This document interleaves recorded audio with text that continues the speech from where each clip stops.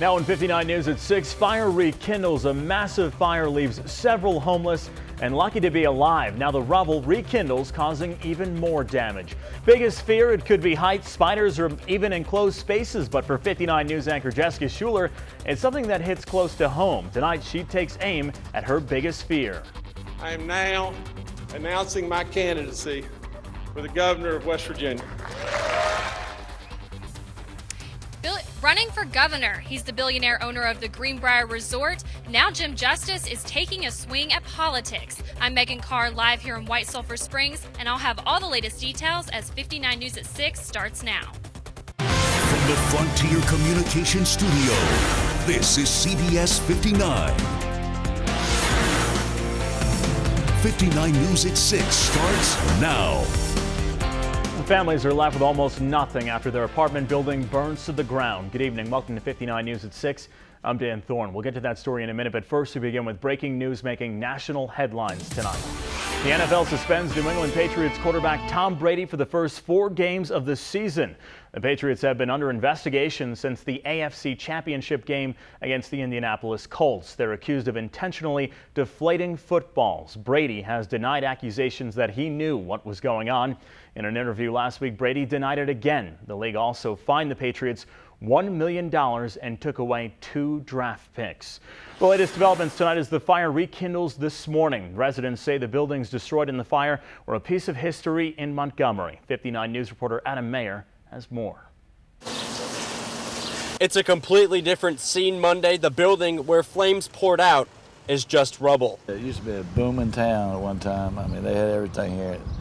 And these streets is plumb full of people all the time. It seemed as if the whole town of Montgomery came to watch as firefighters battled the fire for hours. Joe Sampson and Drew Martin are with the Eagles Club across the street. And there was a gentleman out here screaming, anybody have a ladder? It was quick thinking by Martin and others to find a 12-foot step ladder inside the Eagles Club. They rushed it over to the building where it was propped up against an awning to help rescue those trapped inside. Just one of those things where we were here to help, and I don't think anybody else wouldn't have done anything different. Luckily, officials say no injuries were reported, but residents say it's a major loss to such a vital piece of Montgomery history. It's hard on the community. This community didn't need nothing else striking it this hard again. Blue says he remembers the area when it bustled like New York City, and now it's just a memory. These old buildings are really it. This is the town, you know. These newer buildings that they have, they're not. The old buildings are. Now the rain has started to come on and off all afternoon. The fire did rekindle again, and now officials do say it will take a couple of days before it is totally clear from rekindling again. Reporting live in Fayette County, Adam Mayer, 59 News. All right, Adam, thank you. Today, demolition crews are tearing down what's left of the building. Crews battle another fire in a house near Princeton. Our cameras were there just as firefighters arrived on scene this morning. You could see flames shooting from the house on West Street in Princeton. No one was injured in the fire. Fayette County deputies are searching for a missing child tonight in Oak Hill. 16-year-old Michelle Bramman left to go to school today, but she didn't come home. Deputies say they're working to find out if she ever arrived at school. Visit our website, WVNSTV.com, for a full description. After weeks of speculation, Jim Justice is finally answering the question everyone is asking. Will he run for governor? 59 News reporter Megan Carr was at a press conference earlier today. She's live in White Sulphur Springs now with the latest. Megan, what was his answer? Just a couple hours ago, Jim Justice held a press conference here in White Sulphur Springs to announce he will run for governor of West Virginia. The Cole executive and owner of the Greenbrier Resort announced his intentions this afternoon at the White Sulphur Springs Civic Center. Justice's announcement comes 3 weeks after Democratic U.S. Senator Joe Manchin said he would seek another Senate term in 2018 rather than try to bid another bid for governor. Justice says to him it all comes down to his love for West Virginia. Now, I will tell you, things really have to change, and for crying out loud, they need to change now. You know, somebody has to do something. Somebody has to step forward. Somebody that can really, truly make tough decisions. Somebody that can lead, and somebody that's not a politician. I am now announcing my candidacy for the governor of West Virginia.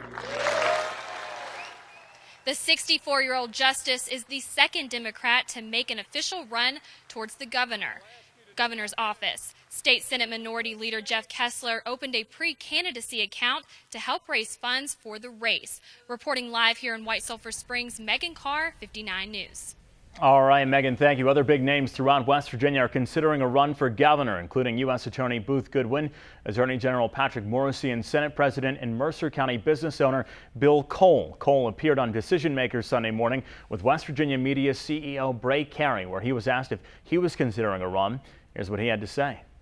Certainly I'm looking at it, and I think it's fair to say that I will decide to be in or be out, but within the next 2 weeks or so, I think you can expect an announcement of some sort.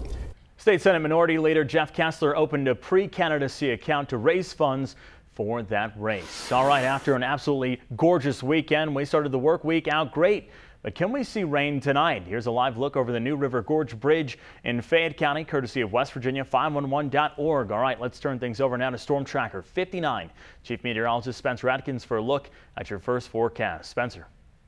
Hi everybody, happy Monday to you. Starting to get a little active around here. Please expect a few more thunderstorms in the next couple of hours. We've seen a few over here to the west of us, and a few have started to pop. These are tiny little scattered showers and storms here in the southeast corner of our viewing area between Hinton, Union, and onto Lewisburg, where the temperature is still really hot. It's 86, it's 83 in Hinton. We have 85 in Beckley, 86 in Bluefield, and almost 90 in Pineville. So again, we're likely up around some records around the Bluefield area. We'll keep our eye on that. In the meantime, again, some of these storms are a little stronger out to the west of us. We don't have any official watches here, but if you were to travel to the west, by the time you hit Lincoln County and Putnam County, you would have a severe thunderstorm watch. So the storms are expected to move our direction, but weaken. Very common thing that happens here.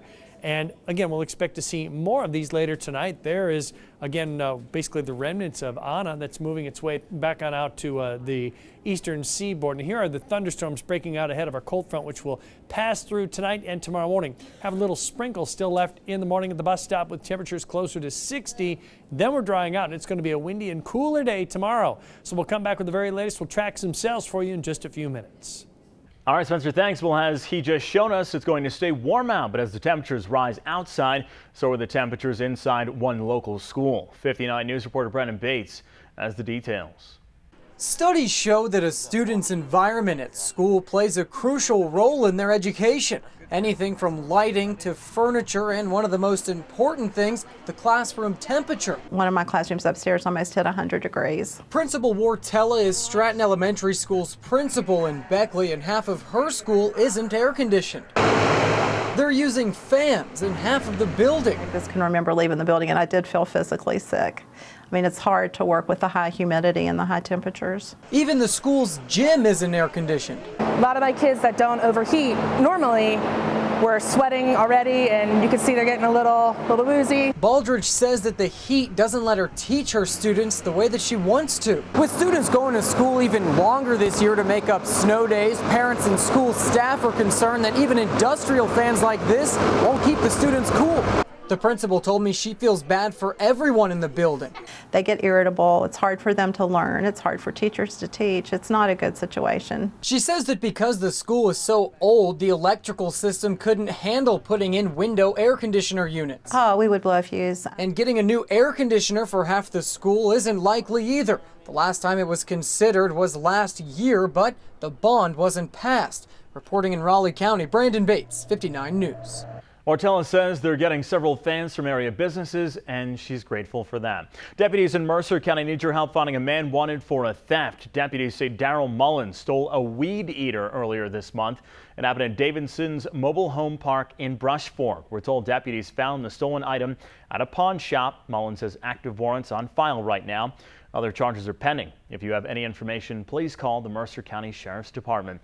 Everyone has something they're afraid of. For some, it's spiders, heights, or even enclosed spaces. But for 59 News anchor Jessica Schuler, it's shooting a gun. Tonight in a special report, she's conquering her greatest fear. Some people carry guns for protection, others for sport. But for me, just the sound of a gunshot is enough to leave me ducking for cover. The noise factor has always been the issue. But there's more to the fear than just that. My uncle was killed by a gun, so I think that that's always put a more serious fear for me. So when I set out to conquer this fear, you can imagine how I was feeling. Sick to my stomach. But here I go. First, I meet up with Herbie Atha to learn the do's and don'ts of shooting. I would like to show you how to aim. Next, getting comfortable with the weapon. This is intense. Not so easy for me. Okay, what is that? Is that loaded? Then learning how to use it. Not so easy either. Bring your arms up. That's how you would cock the gun and load a round. I have to do that too? No. Finally, after a careful lesson, I'm ready to shoot. Jessica, if you do that with ammo in it, you're going to hit the bullseye. Are you about ready? Now we have... All right. Okay. Put your left hand just like you are. All right, this is just it, like we guys. showed. Sight picture. Oh my gosh. You did good. And after a while, Back pretty hard. I'm a natural. and perhaps the most compelling part of this story, the part that wasn't caught on camera. One of the reasons for my fear, as I mentioned, is my uncle, who was killed by a gun. Well, it turns out the man teaching me to conquer my fear is the same man who piloted the plane that brought my uncle's body back to West Virginia for his funeral. An unbelievable twist of fate and a divine appointment as I conquer my greatest fear. I'm a little speechless, to be honest. I can't believe I really did this. So, For 59 News, I'm Jessica Schuler, working for you. All right, Jessica, way to go. Well, she says that she doesn't see herself shooting for sport anytime soon, but she says she's happy that she conquered her fear. A community is still outraged after their police chief was fired last year. We're talking to former Mercer County Police Chief John Summers about the incident, what he has to say. Plus, the pool season is right around the corner, but getting a pool ready isn't as easy as you'd think. A look at how people are preparing. And as we go to break, here's a live look over I-77 near Beckley, courtesy of WestVirginia511.org. Storm Tracker 59. Chief Meteorologist Spencer Atkins is back in next with your complete 7-day forecast. Keep it here. You're watching 59 News at 6 on CBS 59 with Dan Thorne. And Storm Tracker 59 weather with Chief Meteorologist Spencer Atkins. 59 News, working for you.